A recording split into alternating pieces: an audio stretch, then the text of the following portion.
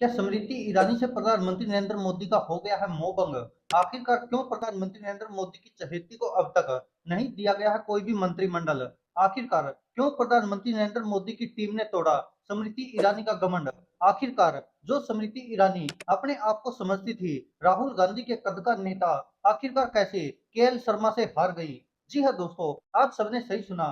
Bharatiya Janata party की कद्दावर नेता स्मृति ईरानी, जो कि कहीं पर भी, चाहे मीडिया में हो या संसद में, ऐसा कोई मौका नहीं छोड़ती थी जब गांधी परिवार को टारगेट ना करती हो, जब राहुल गांधी को निशाने पर ना लेती हो।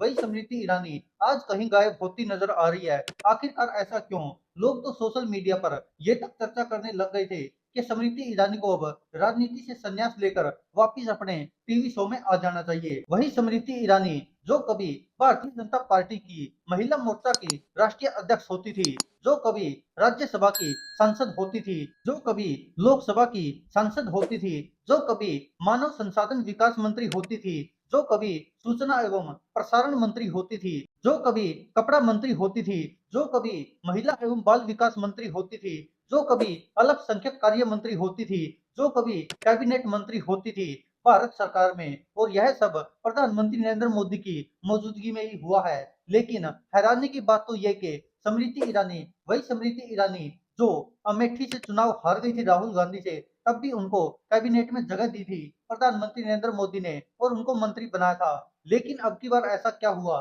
कि प्रधानमंत्री नरेंद्र मोदी ने स्मृति ईरानी को क्यों मंत्री नहीं बनाया? ऐसा नहीं है कि किसी को भी मंत्री ना बनाया गया हो इस बार 2024 के लोकसभा चुनाव के बाद। आपको याद होगा, प्रधानमंत्री नरेंद्र मोदी ने शपथ ली तो साथ में एक ऐसे शख्स थे जो कि कांग्रेस से भारतीय जनता पार्टी में आए और यह लोकसभा चुनाव भी हार गए बुरी तरह, लेकिन उसके बावजूद भी उनको मंत्रिमंडल में जगह मिली। तो वो है पंजाब के रवनीत बिट्टू, जो कि कांग्रेस छोड़कर भाजपा में शामिल हुए और उनको प्रधानमंत्री नरेंद्र मोदी के मंत्रिमंडल में शामिल किया गया। लेकिन स्मृति ईरानी को नहीं किया गया और उनको किस तरह से आउट कर दिया गया। अब सवाल उठता कि आखिरकार स्मृति ईरानी क्यों मंत्री नहीं बन पाई? सबसे बड़ा कारण, अमेठी की जनता ने स्मृति ईरानी को नकार दिया। वैसे तो स्मृति ईरानी बहुत घमंडिया हो चुकी थी। बताया जा रहा है कि प्रधानमंत्री नरेंद्र मोदी की राह पर चलते हुए स्मृति ईरानी वही सेम स्ट्रेटजी अपना रही थी, लेकिन वह जनता से घुल मिल नहीं पाई।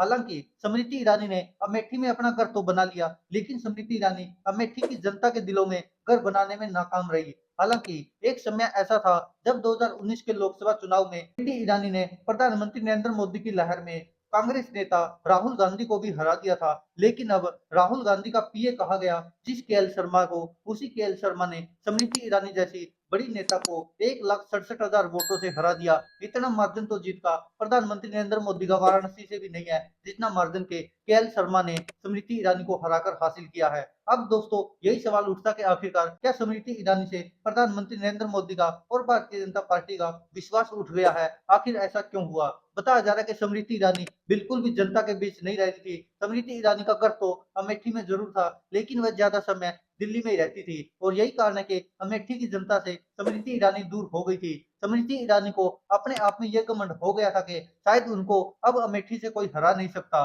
उनको लगता था कि अगर उन्होंने राहुल गांधी को 2019 के लोकसभा चुनाव में हरा दिया तो केएल शर्मा तो उनके सामने चीज ही क्या है। दूसरी तरफ केएल शर्मा थे एक ऐसे कांग्रेस के कार्यकर्ता जो 25 सालों से अमेठी की जनता के साथ थे। अमेठी की जनता स्मृति ईरानी से ज्यादा केएल शर्मा को जानती थी। केएल शर्मा उनके साथ रहे थे और यही कारण है कि केएल शर्मा ने स्मृति ईरानी को पटखनी दे दी और कांग्रेस ने भी स्मृति ईरानी का घमंड चूर चूर कर दिया, क्योंकि जो स्मृति ईरानी अपने आप को राहुल गांधी के कद का नेता समझने लगी थी, उस स्मृति ईरानी को कांग्रेस के एक नॉर्मल से कार्यकर्ता केएल शर्मा ने बुरी तरह से हरा दिया और स्मृति ईरानी का घमंड चूर चूर हो गया। इतना ही नहीं, प्रधानमंत्री नरेंद्र मोदी की टीम ने भी स्मृति ईरानी का घमंड तोड़ने के लिए शायद ऐसा ही किया है, क्योंकि स्मृति ईरानी अपने आप को प्रधानमंत्री नरेंद्र मोदी की तरह समझने लग गई थी और जनता से बिल्कुल दूर होती जा रही थी। और यही कारण है कि स्मृति ईरानी को शायद अमेठी की जनता ने तो नकारा ही नकारा, उसके साथ साथ भारतीय जनता पार्टी ने और प्रधानमंत्री नरेंद्र मोदी ने भी अपने आप से शायद स्मृति ईरानी को दूर कर लिया। अब देखना होगा कि आखिरकार आगे क्या होता है। क्या स्मृति ईरानी को कोई भारतीय जनता पार्टी बड़ी जिम्मेदारी देती है या फिर स्मृति ईरानी एक पहले की तरह कार्यकर्ता बनकर रह जाएगी? दोस्तों आप क्या कहते हैं इस पर अपनी राय कमेंट बॉक्स में जरूर दीजिएगा। धन्यवाद दोस्तों, देखते रहिए सच की आवाज।